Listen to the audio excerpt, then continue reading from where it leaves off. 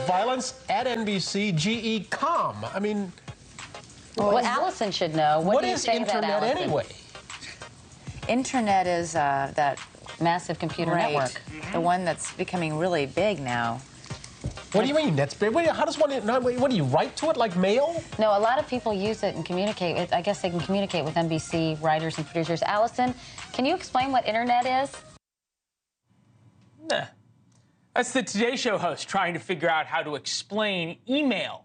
All the way back in 1995, 30 years later, that's how a lot of us look at artificial intelligence. We need Allison to explain it to us. What is it? How does it work? Will it affect me?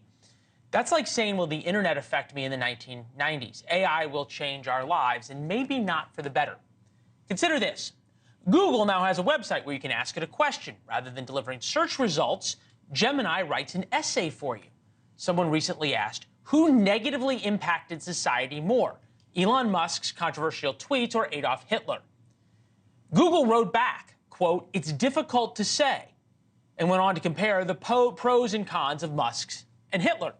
As a reminder, 6 million Jews and millions of others were killed by Hitler. Just a minor detail. When asked to create the image of a German soldier in 1943, it put Asian women and black men in uniform, in German uniform. So much for any understanding of history. Asked to create images of the Founding Fathers, they were suddenly all black. AI will change our lives like the internet did, and it could become the authority on what is truth. But unlike Bill Gates and the Google guys who just wanted to make money, the product manager of Google is a guy named Jack Kraskowitz, who has opinions, lots of them. He wrote back in 2018, white privilege is effing real. Don't be an a-hole and act guilty about it. Do your part in recognizing bias at all levels of egregious. And perhaps this is his way of dealing with it. Colby Hall is here, On Balance resident philosopher, among many other titles. What happened to reality, Colby? Well, I'll tell you, if this weren't so alarming, it would be hilarious. It really feels like the opening scene of a dystopian sci-fi movie, right? Because if there's one entity that best represents or is the internet, it's Google.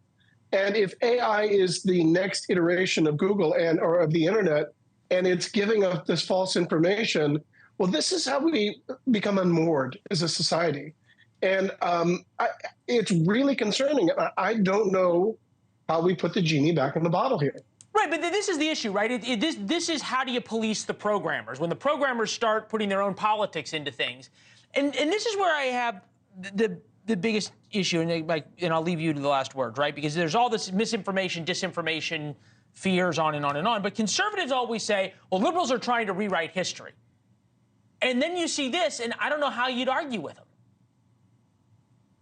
I can't argue with that. I mean, what it is the tools to define what is history are left to the programmers and the writers of the algorithm that are like sort of reading the entire internet. Like this is a machine learning that gets smarter, but it's up to the programmers to figure out what it is that they prioritize. To Google's credit, they took this off the shelf and they're fixing it. But do we regulate this? Do we have a parent body that oversees meaning and opinion? No. Well, you know what we do? So, what we do is what a philosopher would do, which is for Lent, he would give up all social media and all phone communications 1 hour before bed, and he would read, which I hear is what you are doing. Colby, it's good to see you, my friend. That's a good callback. Thanks for watching. Go to joinnn.com to find NewsNation on your television provider. And don't forget to click the red subscribe button below to get more of NewsNation's fact-driven, unbiased coverage.